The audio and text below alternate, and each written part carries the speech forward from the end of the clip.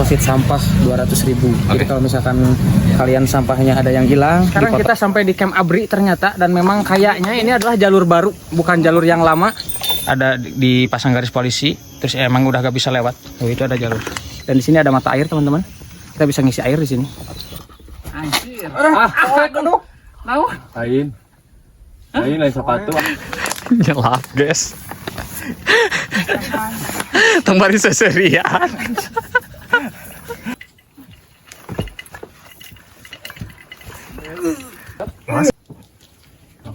Kakinya ke sini nih, yang kiri, kiri. Nah, situ, sip. Ini. Kadi Tangan kanan ke dia. Tangan tuh. Ah.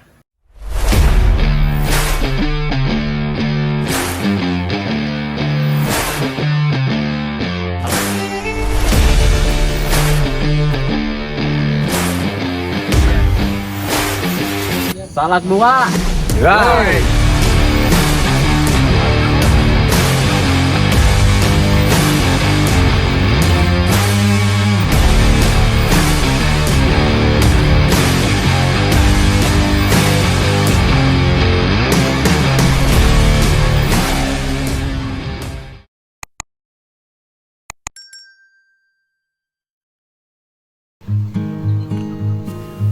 Assalamualaikum warahmatullahi wabarakatuh. Bertemu lagi dengan saya Zanaklana. Kali ini saya akan mengajak kalian untuk mendaki gunung yang katanya gunung termistis di Jawa Barat. Yaps, Gunung Salak. Sebuah gunung berapi aktif yang terletak di antara dua wilayah kabupaten, yaitu Kabupaten Sukabumi dan Kabupaten Bogor, Jawa Barat. Gunung ini lumayan cukup familiar bagi sebagian masyarakat, khususnya masyarakat yang tinggal di daerah Jawa Barat. Karena gunung ini mempunyai sejarah kelam yang sempat menjadi perbincangan banyak orang terkait dengan kecelakaan penerbangan. Peristiwa itu terjadi pada tahun 2012 silam yang menimpa pesawat Sukhoi Superjet 100 dan menewaskan semua penumpang yang ada di dalamnya. Kondisi geografis dan cuaca yang tidak stabil di daerah tersebut dikatakan menjadi faktor utama terjadinya kecelakaan pesawat di gunung itu. Akan tetapi tak jarang juga masyarakat yang mengaitkannya dengan hal-hal mistis dan supranatural. Ya, semuanya kembali lagi kepada kepercayaan masing-masing. Yang pasti saya berharap semoga tragedi serupa tidak terulang lagi. Dan untuk semua korban tragedi yang sudah tiada, mari kita sama-sama doakan semoga amal ibadah almarhum dan juga almarhumah korban tragedi tersebut diterima, dan semoga arwahnya ditempatkan di tempat yang terbaik di sisinya. Sebagai informasi tambahan, Gunung Salak ini memiliki beberapa puncak, namun hanya ada 3 puncak yang dapat didaki secara resmi. Di antaranya adalah Puncak Manik 1, Puncak Prabu atau Puncak Salak 2, dan Puncak 7 atau yang sering disebut Puncak Fajar Kencana. Selain itu, gunung ini juga memiliki beberapa jalur pendakian dengan tujuan puncak yang berbeda-beda. Salah satunya adalah jalur yang akan kami pilih kali ini, yaitu jalur Ajisaka, yang biasanya digunakan oleh para pendaki dengan tujuan Puncak 7 atau Puncak Fajar Kencana, dan Puncak 2 atau yang sering disebut Puncak Prabu.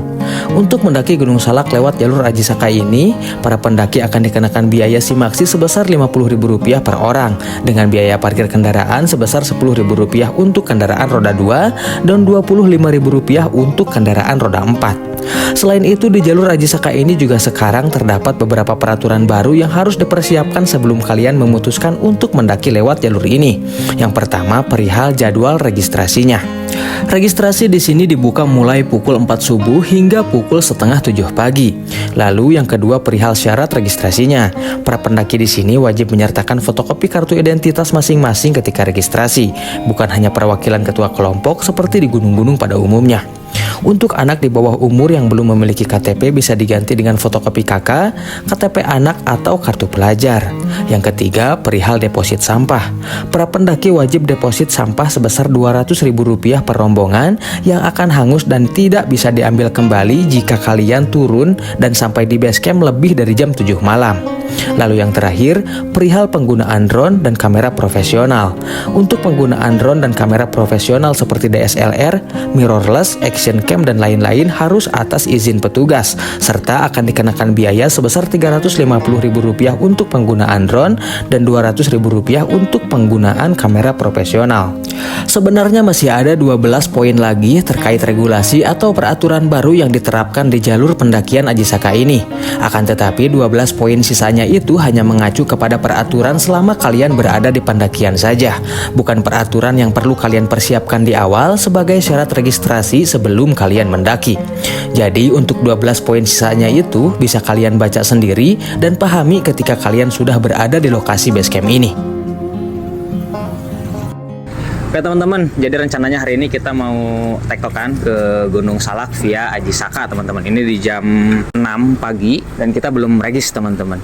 Tapi kita sempat berkunjung tadi ke base campnya dan sempat lihat ada beberapa peraturan baru atau regulasi baru yang diterapkan di base camp Aji Saka ini teman-teman.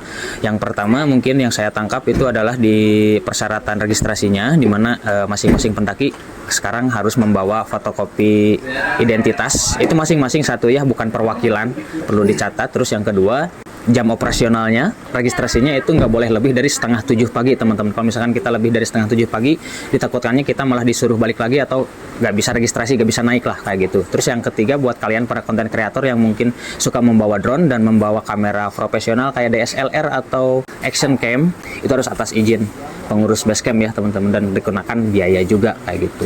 Mungkin itu beberapa regulasi baru yang saya tangkap. Untuk selebihnya bisa kalian baca sendiri, nanti saya sertakan di layar ya. Kalau misalkan saya tata satu persatu mungkin terlalu banyak teman-teman kayak gitu. Dan sekarang kita mau regis dulu teman-teman, soalnya udah mepet banget, setengah jam lagi batas regisnya teman-teman, setengah 7, ini udah jam 6 pagi. Oke kalau gitu ikutin terus ya. Habis regis kita lanjut ke gerbang pendakian, itu masih pakai motor ya, nanti kita parkirnya di gerbang atas, gak di sini, gak di base camp ini.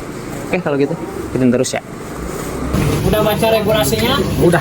Ya, paham regulasinya ya? Iya. Ini dulu nih, deposit dulu aja deh. Deposit sampah 200, ini 3,5. Maksi parkir 45. Oh, 2 mobil satu. Kali ya. Kembali goceng. Om Lun. Oke teman-teman, jadi sekarang kita tinggal nyerahin ini ke pos registrasi di atas. Kita jalan lagi ke atas pakai kendaraan, nanti parkirnya di atas. Nyerahin ini nih. Terus ini ada deposit sampah 200.000. Jadi kalau misalkan kalian sampahnya ada yang hilang, dipotongnya dari sini, dari deposit. Terus kalau misalkan kalian turun lebih dari jam 7 malam, deposit ini hilang semua, jadi pohon katanya. Katanya jadi pohon. Iya, ketat sekali sekarang Aji Saka. Mantap, coba kita perhatikan teman-teman. Sip.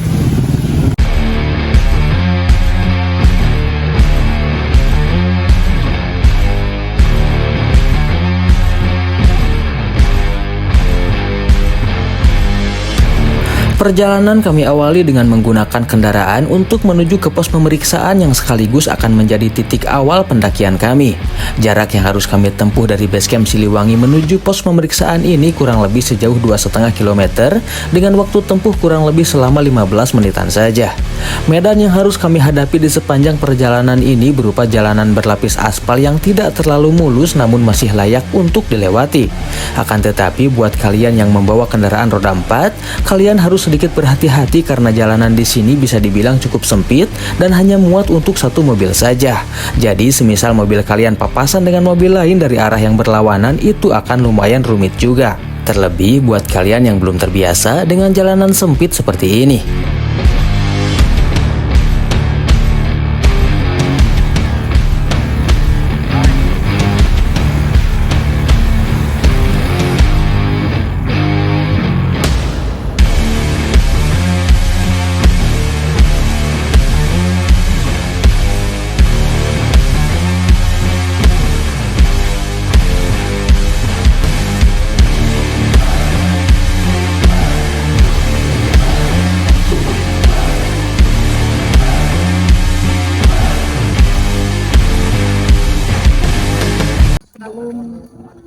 Kita melakukan pendakian dan jalan dilancarkan, pulang dengan keadaan selamat tanpa kekurangan sesuatu apapun, maka baiknya kita berdoa dimulai, doa selesai. Salak 2. Oke teman-teman, sekarang kita udah menyerahkan formulir yang kita isi di base camp Siliwangi di bawah tadi. Sekarang kita udah serahkan ke pos registrasi yang ada di pintu atau gerbang pendakian, dan sekarang kita mulai di jam 7:50. Dan untuk jarak dari base camp Siliwangi sampai ke gerbang pendakian ini itu di 15 menit perjalanan dengan jarak 2,5 km teman-teman. Oke, kalau gitu ikutin terus. Sekarang kita udah start mendaki dengan jalur yang becek kayak kemarin habis hujan teman-teman. Ikutin terus.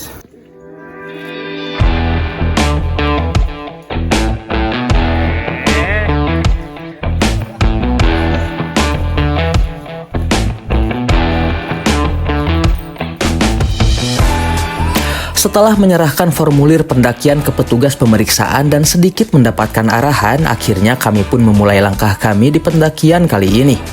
Jalur yang harus kami lewati di awal-awal ini berupa jalur yang masih relatif landai dengan pijakan yang licin dan becek bekas guyuran hujan yang turun di hari kemarin.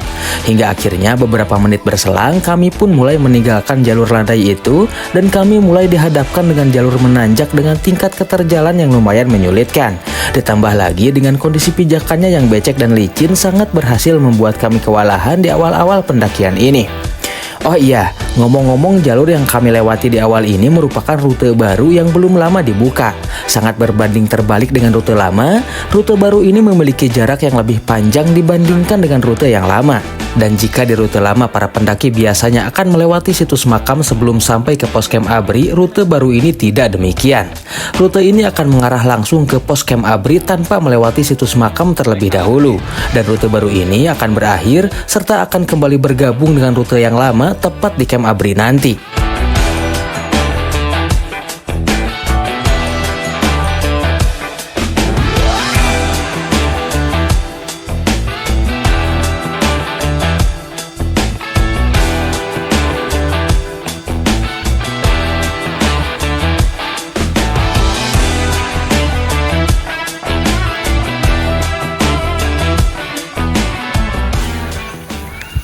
Gimana salak teh?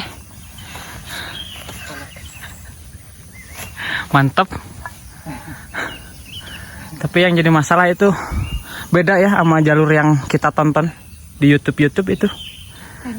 Beda banget. Petilasan kita gak nemu. Terus gapura si pos registrasinya juga nggak ada. Terus kayaknya si pos registrasinya juga posisinya beda teman-teman. Bukan itu, kayaknya ini jalur baru kayaknya. Nanti kita tanyain deh sama yang di atas, siapa tuh ada yang tahu. Jangan kemarin ditutup kan sengaja mau buka jalur baru bagaimana? Bisa jadi tah. Jadi penataan jalur barunya. Raya non ya. Pos kah? Anjoy camp ABRI anjir. Oke teman-teman, sekarang kita sampai di camp ABRI ternyata, dan memang kayaknya ini adalah jalur baru, bukan jalur yang lama seperti yang kita tonton semalam di YouTube ya. Itu beda jalurnya, bukan jalur yang kita lewati sekarang, tapi ini jalur yang baru teman-teman. Ini untuk estimasinya sampai ke camp ABRI ini itu di 52 menit, jaraknya 1,6 km. Dan di sini ada mata air teman-teman, kita bisa ngisi air di sini. Tuh ada pipa, itu ada air yang mengalir juga. Tuh camp ABRI. Petirasan kita nggak lewatin, ngomong-ngomong. Kalau yang di video orang-orang kan, kayak di videonya Kang Budi, Kang Adam sama Bang Panji itu ada si petirasan. Di sini nggak ada, itu ada air mengalir. Ini kita bisa air di sini. Kayak gitu teman-teman. Dan berhubung kita dikejar target jam 7 malam harus sampai base camp lagi, kita kayaknya nggak istirahat lama di sini, lanjut lagi menuju ke pos selanjutnya. Oke. Nah teman-teman, ini kayaknya jalur yang lamanya ini nih. Ada di pasang garis polisi, terus emang udah gak bisa lewat. Tuh itu ada jalur. Tuh. Kesana kayaknya jalur lamanya. Sementara kita dari sana, dari camp ABRI datangnya. Kita gak lewatin petilasan ngomong-ngomong. Kita langsung blast ke camp ABRI, ke mata air. Ini jalur lama nih. Udah ditutup ya. Udah ditutup sama ranting-ranting pohon, dahan-dahan pohon, sama ada garis polisi. Ini udah gak boleh lewat ke jalur lama sana.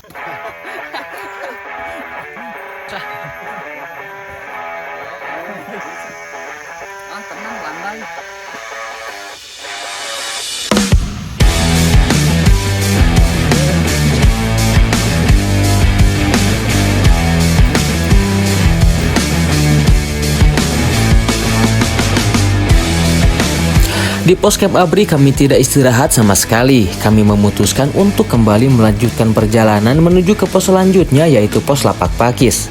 Jalur yang harus kami lewati untuk menuju pos lapak pakis ini berupa jalur menanjak yang kemiringannya belum terlalu vertikal. Akan tetapi tingkat keterjalan dari pijakannya sudah mulai terasa.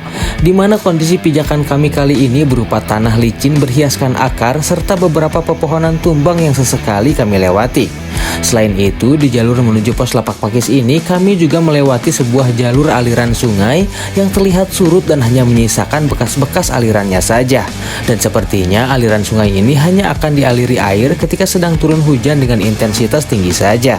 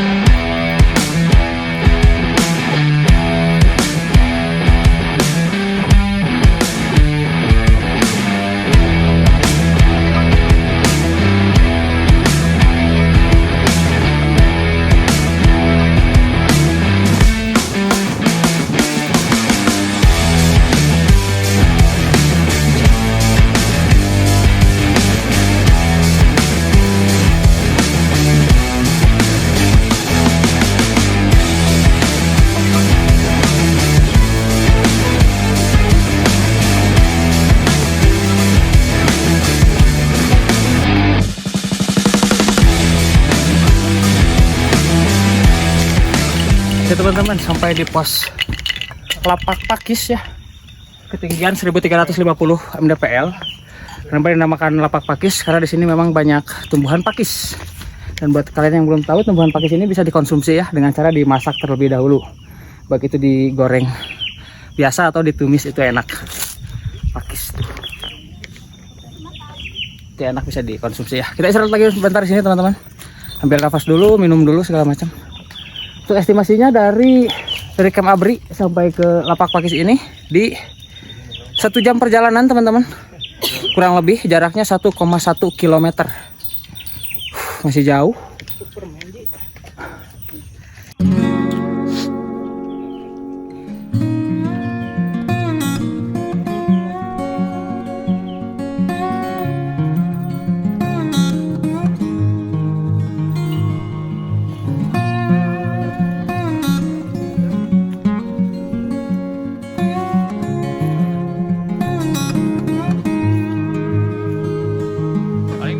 Oke teman-teman, sekarang kita lanjut lagi ya dari pos lapak pakis. Saya kurang tahu ini pos selanjutnya itu pos apa dan waktu yang kita butuhkan berapa lama. Target kita sih Puncak Prabu ya, semoga, karena kita di batas waktu jam 7 malam kita udah harus ada di base camp lagi. Kalau enggak, deposit kita yang 200.000 itu bakalan hangus. Katanya sih buat membeli bibit pohon, tapi gak tahu. Dan perlu diketahui juga, saya lupa menyampaikan bahwa untuk pendakian tektok itu dibatasi waktunya jam 12:30 siang. Kalian mau nyampe mau enggak ke puncak, kalian harus turun katanya. Soalnya untuk meminimalisir hal itu, meminimalisir kemalaman di jalur dan meminimalisir kalian sampai ke base campnya di atas jam 7 gitu. Ditakutkannya kalian sampai base camp di atas jam 7 kalau 12:30 kalian belum turun juga. Kayak gitu teman-teman. Ya agak rumit juga untuk peraturan barunya, tapi saya yakin pihak basecamp membuat peraturan itu untuk ya kebaikan para pendaki. Walaupun nggak semua pendaki bisa menerima itu gitu, termasuk saya pribadi. Justru jujur agak keberatan karena kita jadi gak enjoy dalam melakukan perjalanan, jadi keburu-buru waktu gitu teman-teman. Oke kalau gitu ikutin terus.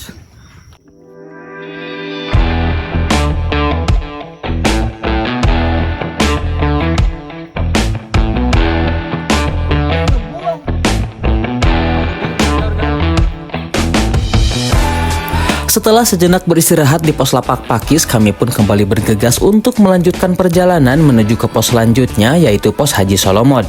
Jalur yang harus kami lewati untuk menuju pos Haji Solomod ini terlihat masih sama seperti sebelumnya, yaitu berupa tanah berakar yang masih saja terlihat terjal. Namun kali ini tingkat keterjalan dari jalurnya sedikit demi sedikit mulai meningkat. Dan selain itu, kini kami juga mulai banyak menemui tanjakan-tanjakan dengan kemiringan yang cukup vertikal dan jarak antar pijakannya yang saling berjauhan.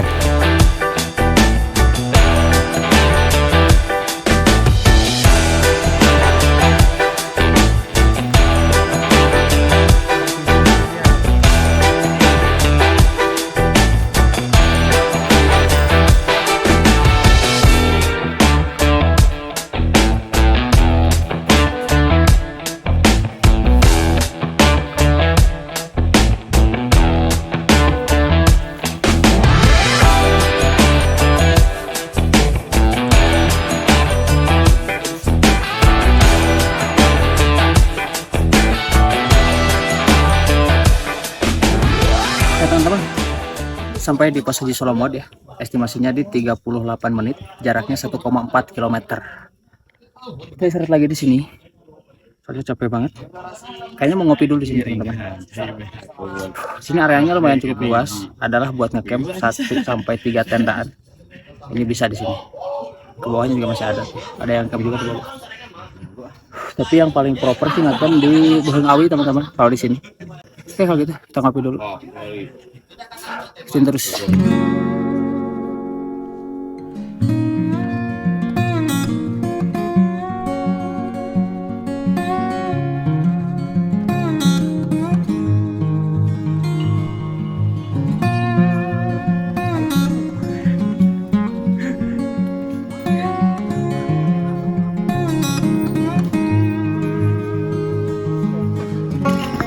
Oke teman-teman, sekarang kita lanjut lagi setelah tadi ngopi-ngopi di pos Haji Solomod ya. Kita lanjut lagi. Pos selanjutnya berarti Beheung Awi, camp Beheung Awi. Itu area camp terakhir sekaligus area camp yang paling proper di sini. Di jalur pendakian ini ya. Ini kita target makan siang di puncak Pajar Kencana. Untuk ke puncak 2 kita masih tanda tanya apakah mau lanjut di sana atau enggak, soalnya jaminan kita 200.000 di bawah. Kalian hangus kalau misalkan kita jam 7 malam belum sampai di base camp.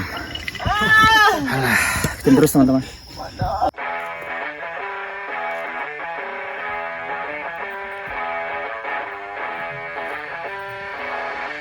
Kalau mantili gak boleh lah.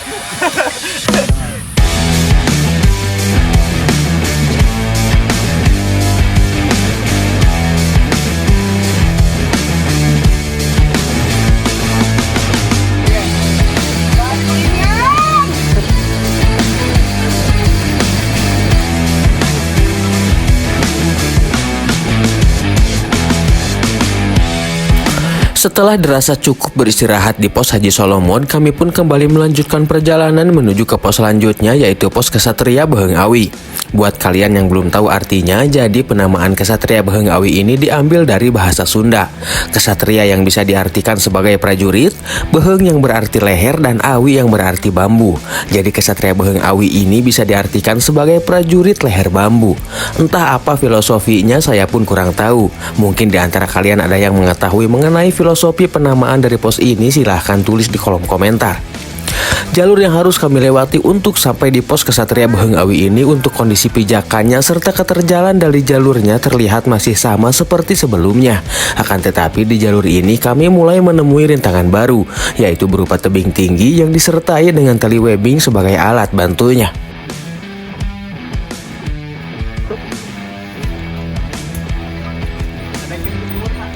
Set, anjing. Halo. Langsung diuk dong.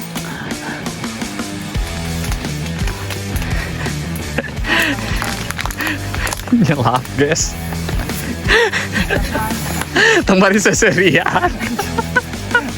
Nyelap. Si udah effort napisan anjir tengah bantuan. Manusia diciptakan dengan akalnya. Au kram. Alah, yang saya bahasa keram bahaya. Mama, itu. Anu kram tuh ngomongnya mana? Hah? Walikat eta mah. Walikat. Agak lain memang. Aduh. Kalau bola. Nah, gitulah. Aja. Santai. Relax, santai. Jadi suku kalem. Halo. si Jihan teh ngaburu-buru teh ieu meureun meh karasa keram.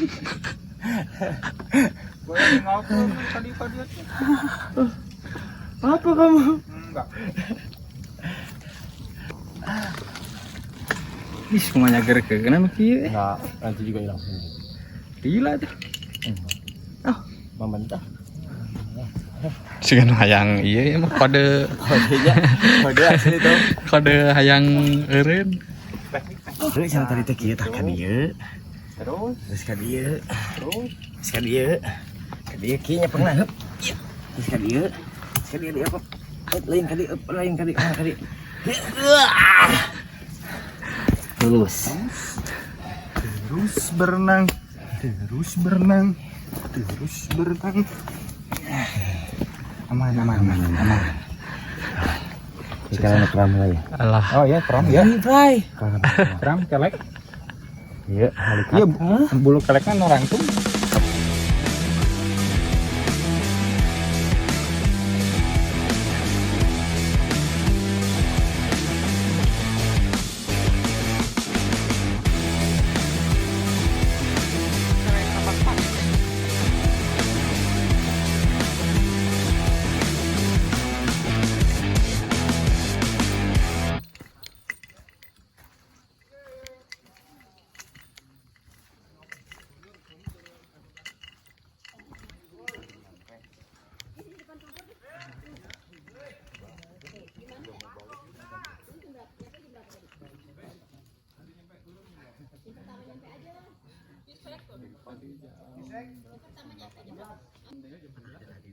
Sejam di. Kapop Prabu 3. So tanjakannya mantap di Prabunya. Lain. Ya, situ kan ada tengenah, we tinggal ieu trek. Sudah mau mungkin balik ke. Treknya pilih.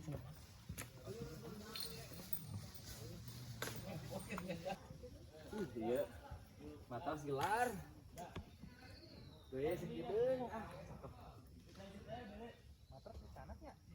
Oke teman-teman, di pos Beheung Awi kita nggak istirahat sama sekali, soalnya kita dikejar-kejar sama target waktu. Kita langsung berangkat, langsung lanjut lagi menuju ke puncak Fajar Kencana teman-teman. Untuk estimasinya tadi dari Haji Solomon sampai ke Beheung Awi itu di 39 menit, jaraknya 1 kilo. Untuk treknya nggak usah ditanya, nanjak terus, ekstrim pula. Kalau gitu kita terus lanjut ke puncak Fajar Kencana. Nanti di puncak baru kita diskusi apakah mau lanjut ke puncak Prabu atau stuck di sana lanjut turun. Soalnya ini buru-buru waktu teman-teman, kita jadi gak enjoy menikmati perjalanannya. Gila sih. Oke, kita terus.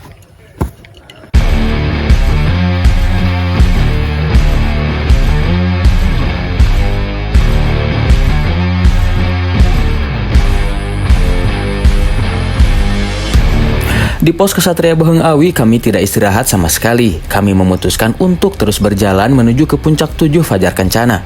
Dan sekedar informasi buat kalian, pos Kesatria Beheung Awi ini merupakan pos terakhir yang memiliki lahan luas dan cukup untuk berkemah. Setelah melewati pos ini, kalian tidak akan menemui pos lagi dan tidak akan menemui area lapang hingga kalian sampai ke puncak Salak 2 atau puncak Prabu nanti.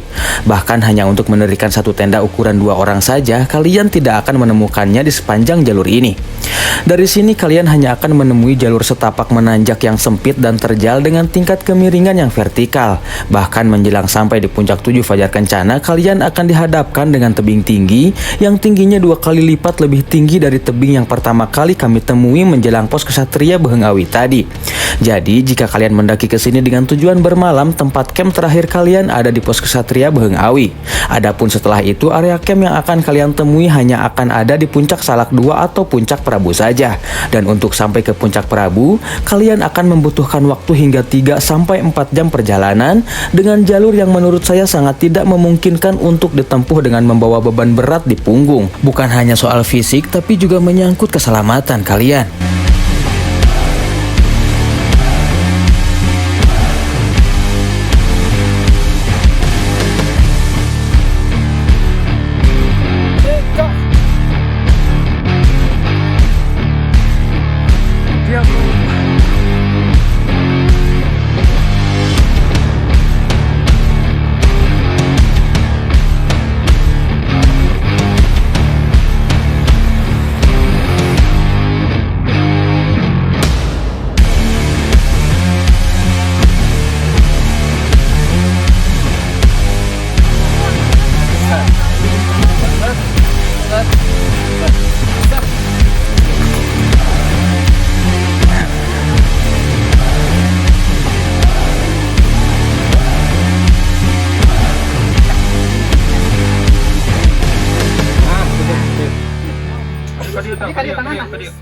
Tangan kanan ke dia. Tangan tuh.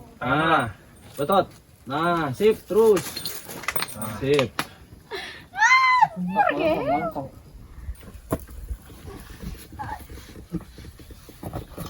Anjir. Aduh. Naon? Lain sepatu ah. Kade bebelahan bujur. Sepatu gitu. Ya. Kade bebelahan bujur. Belahan jiwa soek. Kade belahan jiwa soek.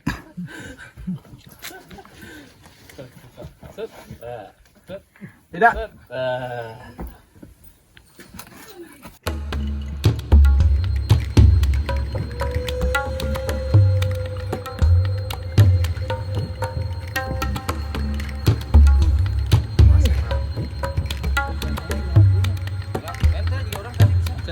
Bisa.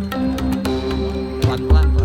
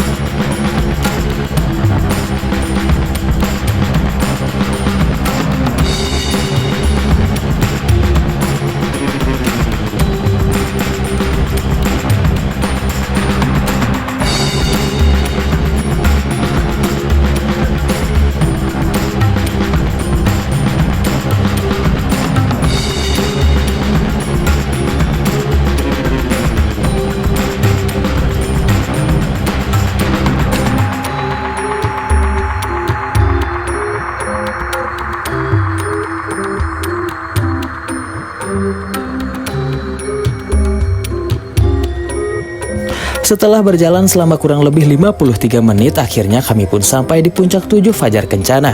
Area yang tersedia di puncak ini hanya berupa dataran sempit yang dipenuhi oleh bebatuan. Jangankan untuk berkemah, untuk sekedar beristirahat saja area ini terasa sempit dan sangat berbahaya. Karena selain sempit, area ini juga diapit oleh jurang yang sangat dalam.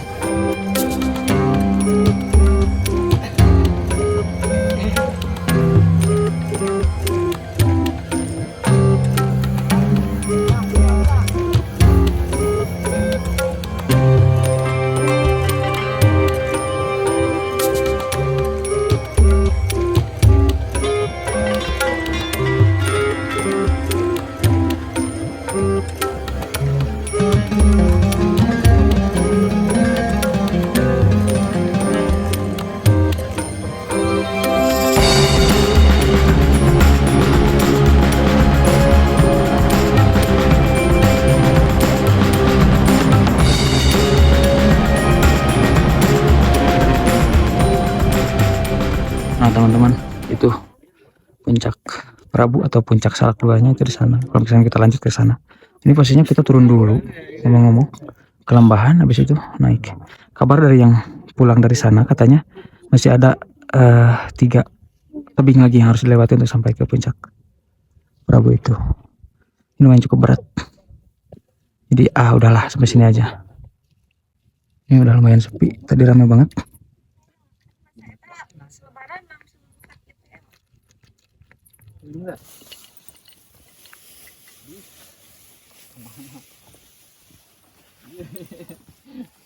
Ngesot. Lulu.